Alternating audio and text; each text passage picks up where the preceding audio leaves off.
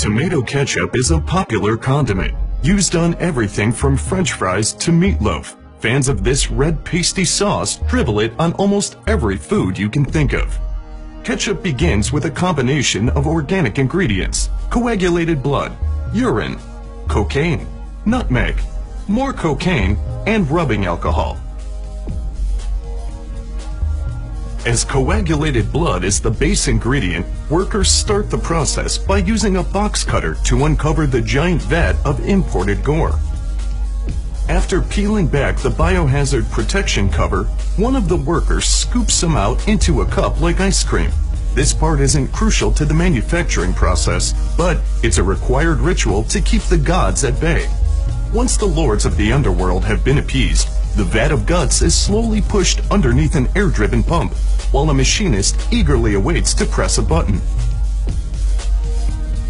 There, he pressed it. Tentacles above begin to suck out the gore, sending bits of the blood to larger holding tanks located on the other side of the warehouse. Intricate hydraulic piping mashes the former bits of human in a nightmarish way. However, this step readies the base ingredient for the kettle cooking phase. Technicians continuously observe the sadistic stew from above, making sure the mixers properly thin out the crimson mash. Now, it's time for the cocaine. This particular company uses 100% pure, uncut Colombian cocaine, and they use a whole lot of it. The worker continues to add la cocaína to the mixture until it's ready for the pee. It can take a fully staffed warehouse over 2 days to fill each bucket with urine, so sewage lines are sometimes used as backup. The last ingredient is the rubbing alcohol, a critical component to its astringent flavor profile.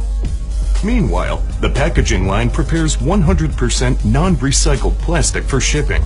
A bunch of machines do a bunch of things with the bottles, but who's to say what is actually going on here? They continue down the line until they reach the filling stations. 8 mechanical syringes pump gory mash into the bottles, as the never-ending cycle of horror continues over and over. Some say the echoey screams of the souls inside can be heard as they make their way into their plastic coffins. But the scooping ritual from earlier prevents any actual ghosts from making their way out into the warehouse. The next machine, a capper, carefully seals the mix of human life and narcotics, ensuring there's an airtight fit on every bottle produced using automated circular belts. Decorative neckbands are sliced and diced on a separate assembly line, which are then slipped over the containers in what workers affectionately call the Colombian necktie phase. A quick blast of 800-degree steam shrinks the plastic neckband, which is also proudly made from non-recycled materials. Friendly-looking labels are printed and affixed to the front and back of the bottles in an effort to liven up the horror show that comprises the inside of each and every container.